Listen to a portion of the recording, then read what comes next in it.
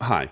In this video, I'll compare these three interfaces by Arturia. I've structured the video in a way that hopefully will be useful to you as a checklist when considering any interface. You can use the timeline on the left to see how the interface you're interested in compares. Before I start, some background on why I chose to make this review. I don't typically review audio interfaces on this channel unless there's something unique about them, which was the case with Audiofuse when I reviewed it over 2 years ago. And while it has its flaws, which we'll get to in a bit, this has been my main interface since then, which is why when Arturia offered to send over their new 8 Pre and Audiofuse Studio, I was very interested to see how they compare. So to give some context before the comparison, I'll explain why so far I've preferred to use Audiofuse. The reason is not because of the quality of its preamps or its digital to audio converter sound quality. That's expected from an interface that costs as much as this does, but because of everything else it does in the small amount of space that it takes on my desk. I try out a lot of different gear and change my setup around practically every week, and Audiofuse just never gets in the way. Almost all the controls are on board, and I think I must have opened the companion software only a handful of times to change a setting. It's got inputs and outputs of almost every imaginable type, which means I don't need additional adapters or interfaces for things like different types of headphones, MIDI or USB devices, and I'll go over everything when I compare the three, but it quite literally has been my studio hub. However, Audiofuse isn't perfect. It only has 4 audio inputs in total, which is limiting for multi-instrument setups. So when I wanted more inputs, I've had to expand it using a third-party ADAT expander, which obviously means we lose the advantage of having something that takes up very little desk space. Also, just FYI, Arturia have recently released Rev 2 of this interface, which substantially reduces the overheating and brings the power connector in a bit,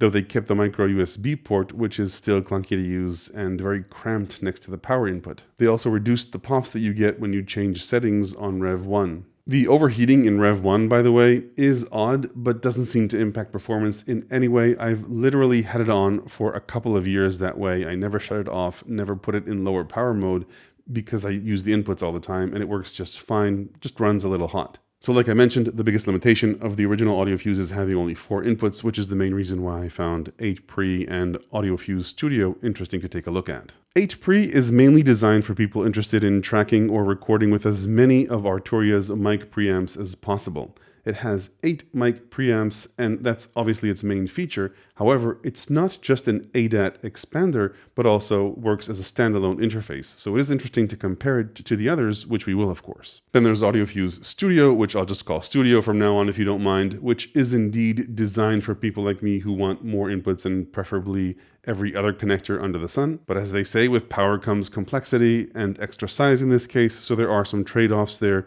Let's dive in and start comparing. First, in terms of price, as of the making of this video, Audiofuse costs $1 less than $600, 8 Pre costs $800, and Audiofuse Studio costs $900. In terms of inputs, Audiofuse has 4 inputs, 2 up front with mic preamps and instrument capabilities, 2 line level inputs in the back over here that are switchable between line level and phono inputs. So it's either line or phono, not both as separate inputs. You can also use the companion software to tell input 3 to work as an instrument input. Studio and 8 Pre have a total of 8 inputs, but they're different. With Studio, it's 4 up front with mic preamps and instrument inputs, and an additional 4 line inputs in the back, again, 2 of which you can switch to phono inputs. 8 Pre has 8 inputs, which are either mic or line level, and the first 2 of those inputs can also accommodate instrument level signals. 8 Pre has 10 physical inputs, but the 2 extra inputs up front are just duplicates of those on the back and lead to the same preamps. All 3 interfaces have level readouts for all the preamp inputs, and you can get an idea of what's going on with the other inputs on the main display here. All the mic preamp inputs across the 3 interfaces have optional 48-volt phantom power, a phase inversion option if you're recording the same source with more than one microphone, and a pad option which will either reduce gain by 20 dB or boost it by 10 dB with a long press on 8 Pre and Studio and with a toggle on Audiofuse. There are a few important specs you may want to look at to judge the quality of the preamps on an audio interface, namely EIN, or equivalent input noise and gain. An EIN of -129 or -130 dBu is an extremely good number, meaning very little noise in your recording. The higher this number, and because it's negative, that means a smaller number, so -125 or -120 dBu instead of -130, the noisier your preamp. Each Audiofuse comes with an achievement certificate with the EIN, frequency response, and gain range for each of the preamps. Let's take a look, for example, at the specs for 8 pre. You can see -130 dBu, -129.2, -128.9. Really good specs here. Gain in the range of over 70 is pretty fantastic for an audio interface, and a frequency response of plus minus, let's say, 0.06 or 0.1 is not too shabby either. I saw some more specs for additional parameters and measurements for the Audiofuse. They weren't available for these two at the time of this review, stuff like the dynamic range on the outputs, so you can take a look at that online in your account when you get them. Another important parameter to evaluate an audio interface is which digital to audio and audio to digital converters a company uses. Arturia are open about using DACs by a company called AKM, if that means anything to some of you. Another DAC stat you may want to watch for is sample rate and bit depth. All three sample at 24 bits, which is expected. Audiofuse and Studio go up to a sample rate of 192 kilohertz, which I imagine can come in handy if you're looking for coronavirus correlation in bat sonar sounds. 8 pre only goes up to 96 kilohertz, which should be more than enough for most uses. 8 pre lets you select the sample rate with a dedicated onboard button, and with Audiofuse and Studio, you'll need to use your computer to change the sample rate. A note about the instrument input type: if you're planning to record instruments like electric guitars or basses, having this saves you the need for an external DI box. It's not just about levels, so you should be mindful of this. Having a proper instrument input makes sure to preserve the bright tone of instruments like electric guitars. To summarize the availability of instrument level circuits on these devices, there are 3 here, 2 up front and 1 optional one in the back, 2 on 8 pre and 4 on Studio. So that's instrument level inputs or high Z inputs. To summarize the preamp situation: 2 on Audiofuse, 4 on Studio, and 8 on 8 pre. And then for overall audio inputs, 4, 8, and 8 overall inputs. So we talked about inputs, let's cover outputs. Audiofuse has 4 audio outputs in the back, which you can configure to be set up either as a dual speaker setup to quickly test your mix on 2 different speakers by pressing the speaker AB button, and they can also be configured to be used as separate outputs, say for a quadraphonic setup, or just to send whatever you want to wherever you want out of the 4 output options. You can also use one of the speaker B outputs as a reamp output to send out a high Z signal to a guitar pedal or amp. Audiofuse Studio also has 2 speaker output pairs, just like Audiofuse, with the same option to toggle between speaker A and speaker B. But Audiofuse Studio has 2 additional auxiliary outputs, which you can use as additional outputs for any purpose you want, but you can also use them for reamping, so you don't need to use up the speaker B output like in Audiofuse. And those outputs are also DC coupled, meaning that you can use them with modular gear. I tested these DC coupled outputs by sending them a maximum and minimum of plus and minus 10 volts on VCV rack, and the result was a range of plus minus 6.7 volts. Perhaps I could have pushed them more with some other software because they should theoretically go a little bit higher, but even at that, plus minus 6.7 volts is pretty good for your rack. These auxiliary outputs can of course also be used as additional regular audio outputs for whatever additional purpose you want. Let's move on to the line and speaker outputs on 8 pre. It has a single speaker output pair, so no speaker toggles here, but it does have 8 additional line level outputs, which again you can send to anywhere you want. The speaker outputs are more powerful at plus 24 dBu and use a better DAC as opposed to the line outputs, which are plus 18 dBu. To complete the output picture, all 3 interfaces have both a 3.5mm and 1/4 inch stereo outputs with dedicated level control. 8 pre has a single set, and both Audiofuse and Studio have 2 of these pairs, allowing you to send a different mix to each pair. Let's move on. All 3 interfaces have a built-in mixer that lets you monitor and mix the levels and panning of audio coming in through the inputs and audio coming in from your computer. The onboard mix selection for Audiofuse and Studio is similar. You toggle between the main mix, Q1 and Q2 using dedicated buttons, and these work for both the main output and the headphone outputs. Same over here. These are the headphone toggles, and you've got dedicated buttons for main, Q1, and Q2 over here. 8pre has a simple toggle between the main 1 and 2 outputs and a Q mix that you can customize. In order to customize the mix and panning of these main and Q buses, you need to use the companion software. All three interfaces have this little button which brings up the control center on your computer. This is the control center for Audiofuse Studio. You can press the button to turn it off, press it again to turn it on, and I've got both connected here. This is what the control center for Audiofuse looks like. I'm recording into a different computer with 8pre. I'll show you its interface on screen now. The controls for 8pre are very similar to those of Audiofuse Studio. Let's first start with the old Audiofuse and then move on to Studio and 8pre. A lot of the functionality here just replicates what you can do with the onboard panel. The actual mix is set over here. And there are other options you can change which you don't have on the onboard panel, like sample rate, digital I/O, gain controls for inputs 3 and 4, as well as the instrument, pad, and phono options for these two inputs in the back. And then there's a single direct monitoring mix which you can choose to send to any one of the Qs. The Audiofuse Control Center for Studio gives you a few more options. Like I mentioned, there are 3 mixes, a main mix, Q mix 1 and Q mix 2, and you can set, say, different levels for each of these mixes, different mutes and solos if you like, and this will be retained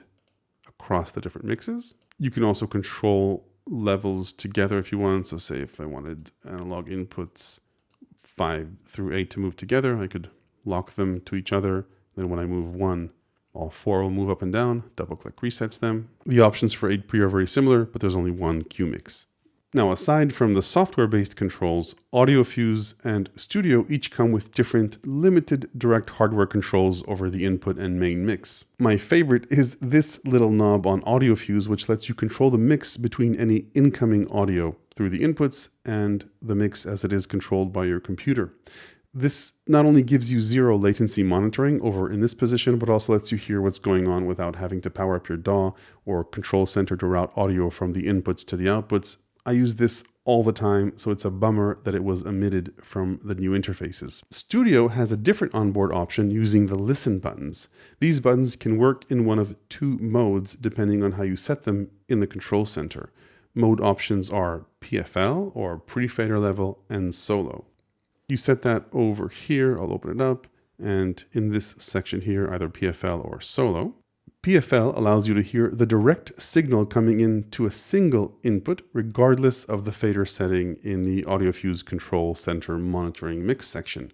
This silences everything else. Now, unfortunately, in this mode, you can only press 1 listen button at a time. You can't hold 2, and it only applies to these 4 inputs, so you can't solo or listen to just the inputs coming in from the back. Once you press these buttons, everything else goes dark in the output of your choice, so either speakers or any one of the phone outputs. The second listen button mode is solo mode. Here you can choose more than 1 source at a time, again only from the 4 inputs up front. Again, you've got a choice here of routing this audio to the main output Q1 or Q2, and this correlates directly to the solo buttons on the mixer here. So you'll notice as I toggle these, it'll change in the control center as well.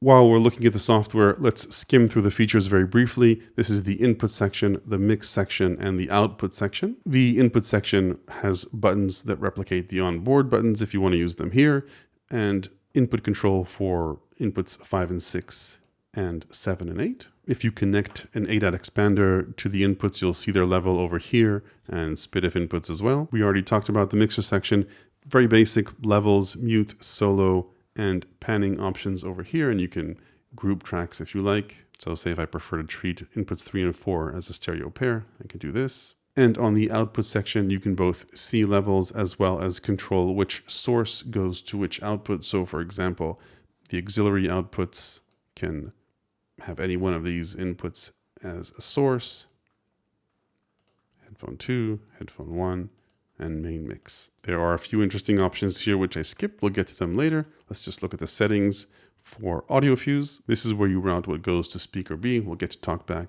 in a bit. And when we look at the settings, there are a few options here, including a few power options. Let's take a brief look at the settings pages for Audiofuse Studio.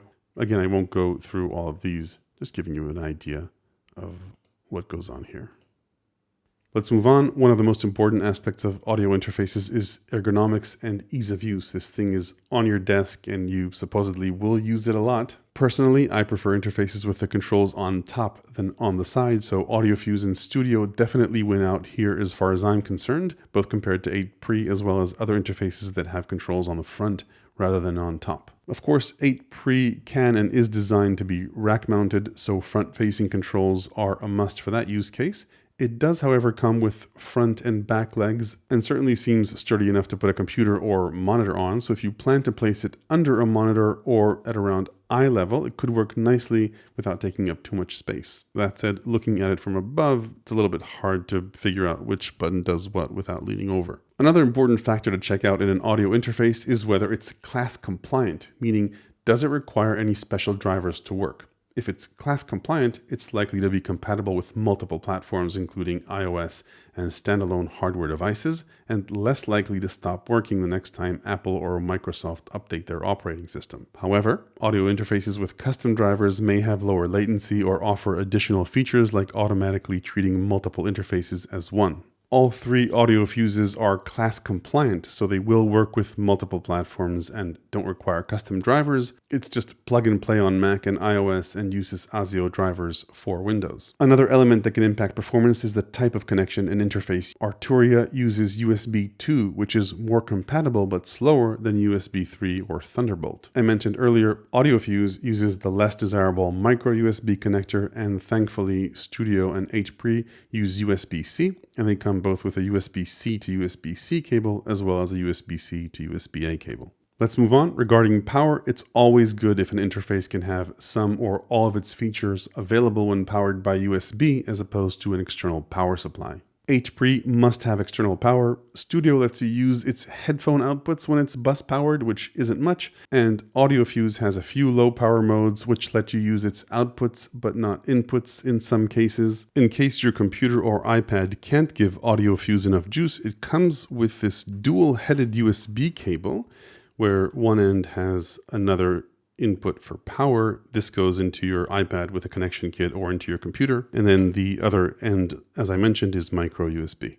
Moving quickly on down the feature checklist, inserts let you use external effects such as compressors or external hardware EQs on the raw audio coming into an interface before it gets sent to your computer. Audiofuse and Studio come with inserts for each of their mic preamps, so 2 over here and 4 over here on Studio. You need a TRS splitter or insert cable to use the inserts on Audiofuse and Studio. It looks something like this. So it's got a TRS tip ring sleeve on one end, and then it's split out to 2 on the other end, the ring and the tip. The tip is the send and the ring is the return. 8 Pre has separate send and return jacks for the first 2 inputs, and these are balanced. Moving on, all 3 interfaces are expandable via ADAT, meaning that you can add 8 additional inputs and outputs using an external expander like the 8 Pre or products by other companies. A long press on the mode button on 8 Pre moves it from USB mode to ADAT mode. When it's in ADAT mode, it can obviously expand either Audiofuse or Audiofuse Studio or any other interface. By the way, even when it's in ADAT mode, you can still use a computer and the Audiofuse control center to control the different settings on 8 Pre. Now, there's a difference in the way that ADAT works between Audiofuse and 8 Pre and Studio. The original Audiofuse has a single ADAT input and a single optical ADAT output. This means that as long as you're sampling at 48 kilohertz or 44.1, you can use a single optical cable for all additional 8 channels. If you'd like to sample at above 44.1 or 48 at 88.2 or 96K, a single optical cable will only let you transfer 4 channels of audio over ADAT. Audiofuse Studio and 8 Pre overcome this limitation by giving you 2 optical outputs and 2 optical inputs. All 3 interfaces let you choose whether they use their internal clock or external word or ADAT clock. You make that selection on 8 Pre over here using a hardware button, and you need to use the Audiofuse control center to control those settings on Audiofuse and Studio. You do get an indication of which clock is being used over here. Moving on, a feature increasingly popular in newer interfaces is a loopback option.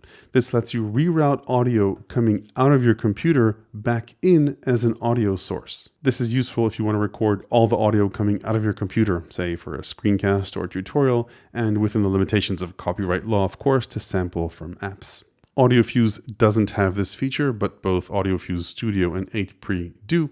You control it very easily by going to the loopback function over here, choosing which source, which mix you want to feed into the loopback, and then you can set your DAW to listen to the appropriate channels. On Audiofuse Studio, it's channels 19 and 20, and on 8 Pre, it's 17 and 18. Moving on, one of the favorite features of mine, both in Audiofuse and luckily they've replicated this with Audiofuse Studio, is the powered USB hub. Whether you've got a Mac with Courage, but only USB-C ports, or an iPad with only a single Lightning or USB-C port, or even a PC under your desk, having a powered USB hub on your desk is something you'll probably find useful. I'm always using 2 or 3 of these and ever grateful for having them. Sure, you can buy a powered hub, but that's another cable, another power adapter, and more clutter on your desk. So the USB hubs in Audiofuse and Studio are greatly appreciated. Both have 3 jacks, and 2 of the 3 jacks on Studio give you 1 amp of power, which is useful not only for a quick charge, but also for devices that need more juice to work.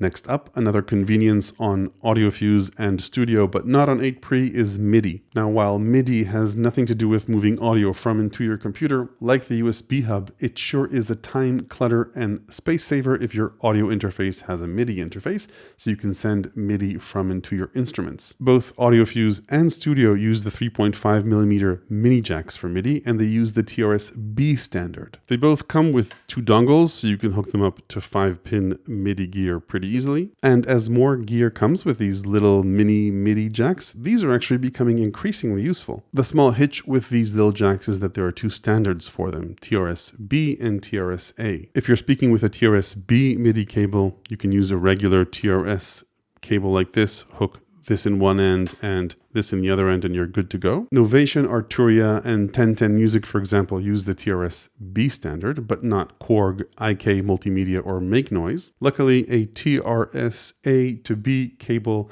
is both cheap to buy and make, so the problem can be solved quite easily. A feature I would have liked to see here is the option to accept both standards on the input and to choose which standard you want to use on the output, like on the new Electron Groove boxes. Next up, Bluetooth is a snazzy new feature in Audiofuse Studio.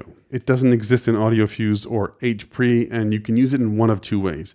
By default, it'll take over the entire interface, meaning that the only thing you hear is audio coming from the source of Bluetooth audio, presumably your phone. The second option, configurable in the control center, is to route the Bluetooth into line inputs 7 and 8. This makes it really easy to sample audio from your phone over Bluetooth or mix it in with whatever else you have going on using the onboard mixer. Moving on, both Audiofuse and Audiofuse Studio have a small built-in microphone with a Talkback function. This lets you directly speak with a talent performing in a separate room, or if they're using a really isolated headphone right next to you. The feature doesn't exist on 8 Pre, unfortunately. Next up on our feature checklist is DSP FX. This section of the video will be short because none of these interfaces have built-in DSP effects. So no built-in EQ, compression, reverb, delay, preamp emulations, or anything else. My personal opinion is that I'd rather have these on my computer than be tied into an interface, great as those effects may be. And of course, having onboard DSP makes your interface hardware more expensive and may also cost you more money if the onboard plugins are sold separately. But there are advantages to having onboard effects. First, DSP effects free up CPU power, which you can use for other things, though as computers get stronger, that may be less of an issue. And second, and more importantly, onboard effects can mean very low latency, which does add value if you want to hear your vocals or the instrument you're playing with as little latency latency as possible, or if you just want to use the interface as a standalone mixer with effects without a computer nearby. This segues us very nicely into my next topic, which is latency. Latency is the time it takes audio to make a round trip from the source, say a microphone or a guitar, through your computer and then back into your ears. Latency depends on the interface, but also on your computer settings and the CPU power it has. Let's take a look, for example, at some of the settings on Ableton Live here on this Mac. I'm using Audiofuse Studio at a relatively low sample rate. and a medium-sized buffer, let's say of 128 samples, the total latency is 11.2 milliseconds, which I think is okay both for playing a guitar and for vocals. If we wanted, we could minimize latency even more by either increasing the sample rate, let's say to 96 kilohertz. Now this will take up more CPU resources and more storage, but we've already narrowed down our latency to under 8 milliseconds. Another option, and this does increase the risk of distortion, is to take our sample size down to 64 samples and even down to 32 samples. If I don't have a lot of plugins going on, this is still usable. I tried being as aggressive but safe as possible on my Windows PC and got down to under 5 milliseconds. Like I mentioned earlier, I don't think this is necessary for tracking vocals or a guitar, for me at least. 10 or 11 milliseconds is fine. The next thing you should consider when looking at an interface is its build and portability. Regarding portability, the original Audiofuse gets extra credit for coming with a cover, which does make it quite portable.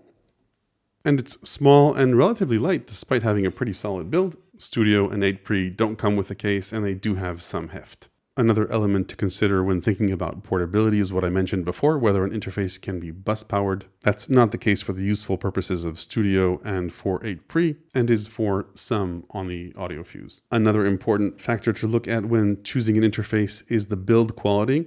If it stays in place, constantly connected to speakers, and your inputs are connected in the same place all the time, build isn't that important, I think. But if you're going to be plugging stuff in and out a lot, a plastic build is more risky. All of these feel very solid and have metal cases. Audiofuse has seen some pretty rough use from me, and the jacks held up just fine. Finally, you should check out the software bundle in your interface. It's always nice to get free stuff. All three come with Arturia's Audiofuse Creative Suite, which includes the plugins you see on screen now. So what's the bottom line for these interfaces? If you're okay with only 4 inputs with an option to expand with a bulkier ADAT expander, then the original Audiofuse is feature-rich and should do fine for you. However, if you need more than 4 inputs on a regular basis, unless you absolutely need 8 mic preamps, a rack-mounted solution, or a new monitor stand, and I'm not kidding because it's actually a good form factor for that, between 8 and Studio, Studio also has 8 inputs, way more functionality than 8 for only $100 more.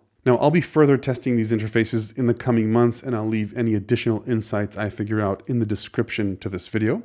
If you found this video useful, you'll find plenty more electronic music ideas, tips, and tricks in my ever-expanding book, available to the people who support this channel on Patreon. Hit like if this was useful, ring the bell after subscribing to make sure you don't miss the next one. Leave a comment below with your favorite interface and why.